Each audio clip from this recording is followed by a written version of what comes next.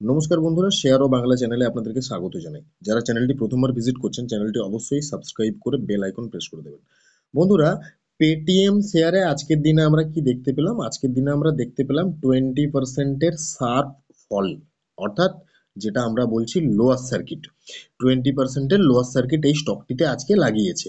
এরপরে এই 20% lower circuit লাগানোর কারণ কি, সেটা এই ভিডিও থেকে জেনে নেব এবং তার সাথে জেনে নেব এই স্টকটিতে আর কি কি গুরুত্বপূর্ণ আপডেট রয়েছে। স্টকটিতে 20% লোয়ার সার্কিট লাগার কারণ কি?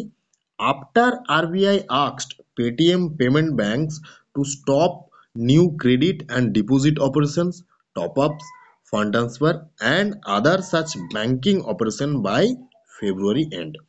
অর্থাৎ 29 ফেব্রুয়ারির পর পেটিএম পেমেন্ট ব্যাংক থেকে কোনো ডিপোজিট করা যাবে না, কোনো অপারেশন, ডিপোজিট রিলেটেড কোনো অপারেশন করা যাবে না, ফান্ড ট্রান্সফার করা যাবে না, টপ আপ করা যাবে না।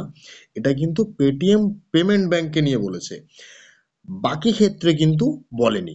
তো পেটিএম পেমেন্ট ব্যাংকে এই অপারেশনগুলো যদি করতে না পারে তাহলে কোম্পানির জন্য একটা বড় ধাক্কা। সেই কারণে স্টকটির মধ্যে 20%-এর ফল এবং আজকে 608 টাকাতে গিয়ে দাঁড়িয়েছে স্টকটি। এরপরে দেখে নেব এই স্টকটিতে আর দুটি গুরুত্বপূর্ণ আপডেট। দুটি ব্রোকার হাউস এই স্টকটিকে ডাউনগ্রেড রেটিং দিয়েছে। সেটা হলো গ্লোবাল ব্রোকারিং ফার্ম জেফ্রিজ। জেফ্রিজ কি করেছে? জেফ্রিজ এখানে স্টকটিকে ডাউনগ্রেড করেছে এবং 500 টাকার একটা টার্গেট কিন্তু এই স্টকটিতে দিয়েছে, যেটা কিন্তু আরো 100 টাকা নিচে।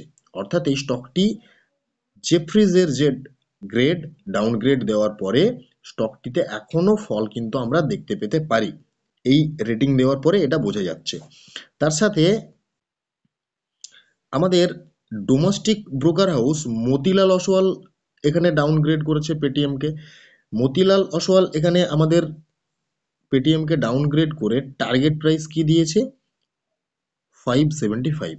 অর্থাৎ এখানে কিন্তু দেখা যাচ্ছে যে গ্লোবাল এবং ডোমেস্টিক দুই ধরনের ব্রোকার হাউস থেকেই কিন্তু এই স্টকটিতে নেগেটিভ ইম্প্যাক্ট আসছে এবং আগামী দিন আরো নিচের দিকে পড়বে এরকম একটা সিগন্যাল কিন্তু দিচ্ছে।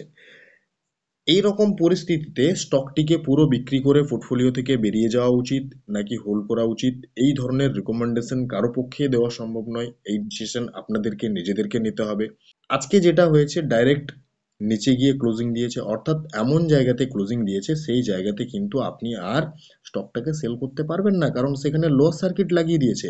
অর্থাৎ এখানে যদি আবার নেক্সট দিন লোয়ার সার্কিট লাগায় সেখানেও কিন্তু আপনি বিক্রি করতে পারবেন না।